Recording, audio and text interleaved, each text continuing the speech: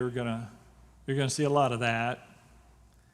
And so his professor has created this kind of dichotomy that you can have religion or you can, and by the way, he's anti-religion, but really that means anti-Christianity. I don't ever see professors writing anything negative toward Muslims, Hindus, or Buddhists. Isn't that interesting, by the way? It's Christianity. And his belief that he doesn't need God because he's got science. And I reminded my child, which of course he already knew, that there are many God-fearing Christian, born-again Christian scientists all over our world, more than you might think. You can see some of their testimonies on YouTube, and I've shown you some of their testimonies. They're smarter than all of us combined. I mean, they're super smart people. And yet, in all of their scientific studies, not only have they not renounced God, their observation of science has drawn them closer to God.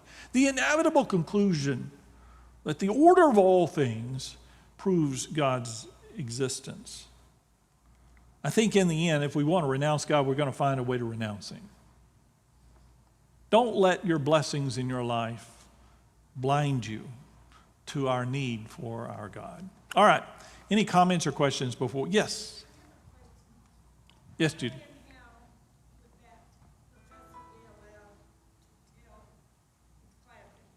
Well, first of all, they're almost, I'll say they're not, many, if not most of professors are that way anymore. You know, it's not a Christian school, and they're entitled to their own opinion. Oddly enough, in liberal colleges, they feel that they are entitled to their liberal opinion, but you're not entitled to your conservative opinion. And it's not a two-way street. Now, in some classes, and I shared with him that I used to have a professor. I went for 3 semesters at North Texas State University back when it was North Texas State University in Denton. My first religious class was taught by, I think, an atheist. He was, of course, this is in 82, the fall of 1982. Oh my goodness! So he was an old hippie, and by old I meant 40, 40 or 50-year-old hippie, and but he didn't care. He was just, whatever you want to believe is fine, kind of attitude, and I appreciated that he wasn't. Now they get all wound up if they find out you're a Christian. There's this kind of quiet persecution that takes place with some teachers because they're so bitter and they're entitled to their opinion, but because they think their opinion is fact, they think that they're right, then you're an idiot if you don't believe what they believe. But again, the New Testament, Paul makes it very clear that that's going to happen. It's just foolishness to them, and that's okay.